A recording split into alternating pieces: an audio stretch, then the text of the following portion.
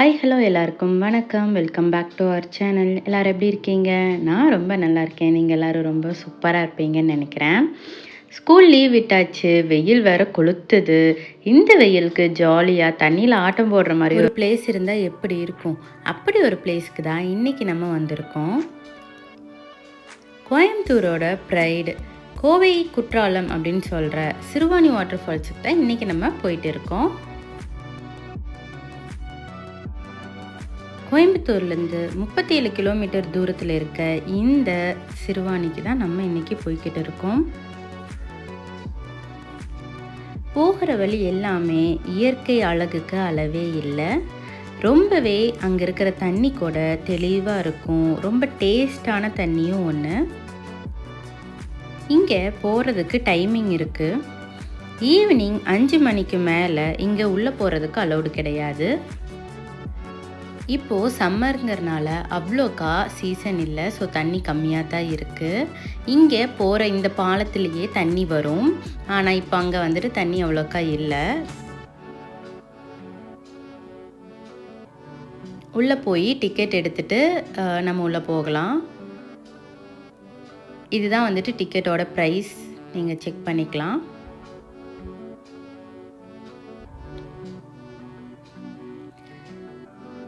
இங்கேருந்து டிக்கெட் எடுத்துகிட்டு உள்ளே வந்துட்டு கார் பார்க்கிங் இருக்குது. அந்த கார் பார்க்கிங்கில் வண்டியெல்லாம் நிப்பாட்டிட்டு இங்கேருந்து நம்மளை வந்துட்டு இவங்களோட ஒரு பஸ்ஸில் தான் வந்துட்டு உள்ளே கூட்டிகிட்டு போவாங்க.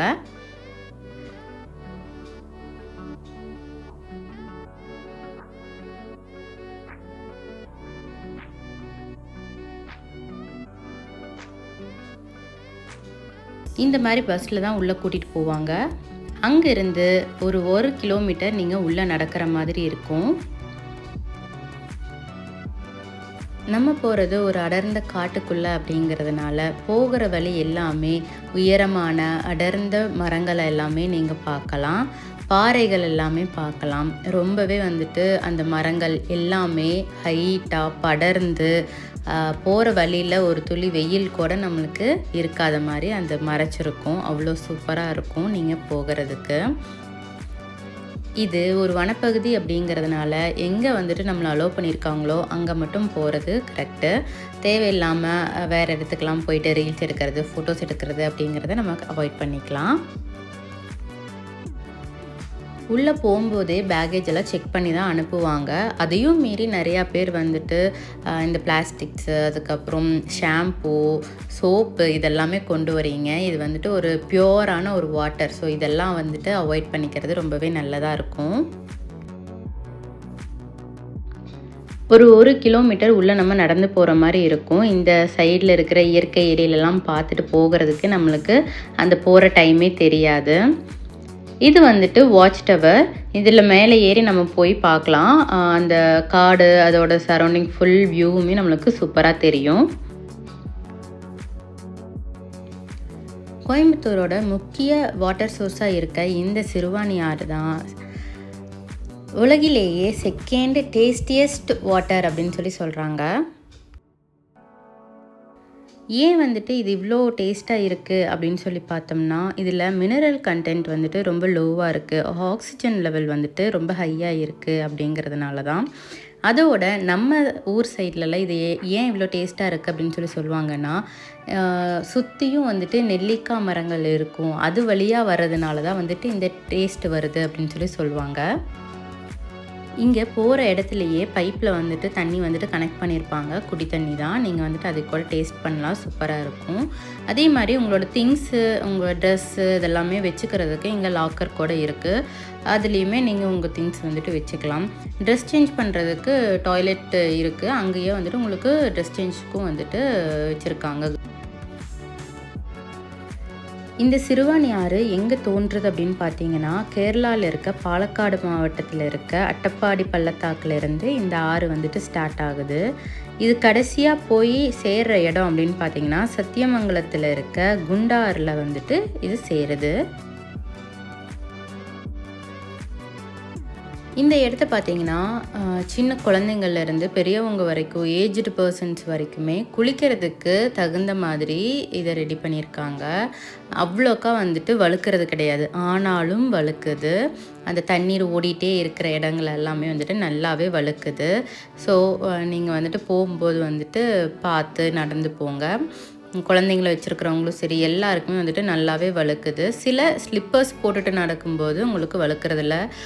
இதை நான் வந்துட்டு ரியலாகவே நான் எக்ஸ்பீரியன்ஸ் பண்ணி எனக்கு கொஞ்சம் அப்படியே ஷாக் ஆயிடுச்சு. அடுத்த ஸ்டெப் வைக்கிறதுக்கே அந்த பயம் இருந்துச்சு.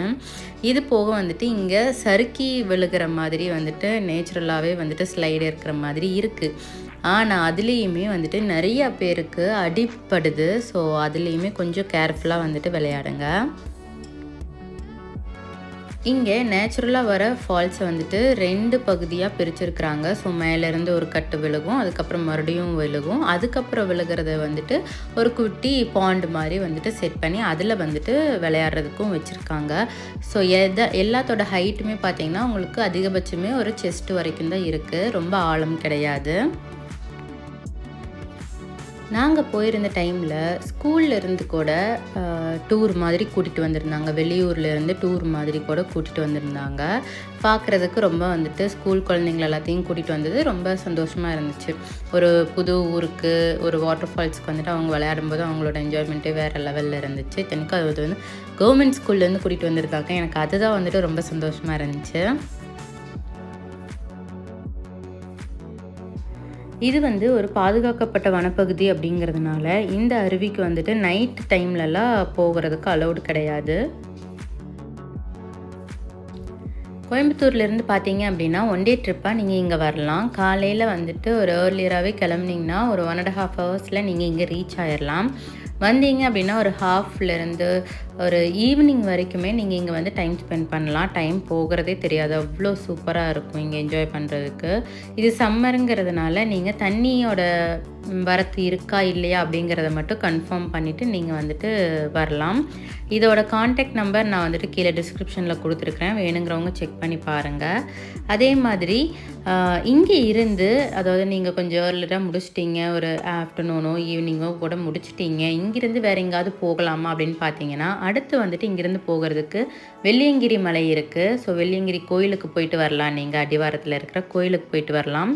ரொம்ப வந்துட்டு ப்ளசண்ட்டாக இருக்கும் போயிட்டு வர்றதுக்கு. அங்கே போகிற வழியிலேயே வந்துட்டு ஈஷா யோகா மையம் இருக்குது. ஸோ அங்கேயுமே போகலாம்.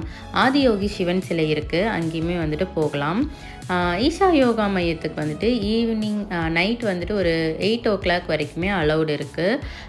கார் பார்க்கிங் ஃபெசிலிட்டி இங்கே கிடையாது. ஆதியோகி சிலையில் தான் நிப்பாட்டிட்டு நீங்கள் வந்து இந்த மாதிரி மாட்டு வண்டியில் இந்த டெம்பிளுக்கு வந்துட்டு வரலாம். உள்ளே போகிறதுக்கு இங்கே என்ட்ரி ஃபீஸ் கிடையாது. அதே மாதிரி உங்களோட ஸ்லிப்பர்ஸ், மொபைல் எதுவுமே வந்துட்டு உள்ளே எடுத்துகிட்டு போக முடியாது.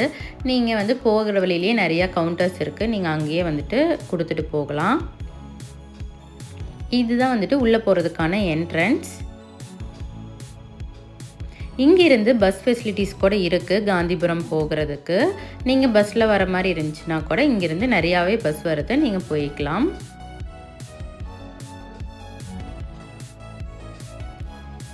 மாட்டு வண்டியிலையோ இல்லை பேட்ரி கார்லேயோ போகிறதுக்கு வந்துட்டு ஒரு ஆளுக்கு 10 rupees வந்துட்டு சார்ஜ் பண்ணுவாங்க.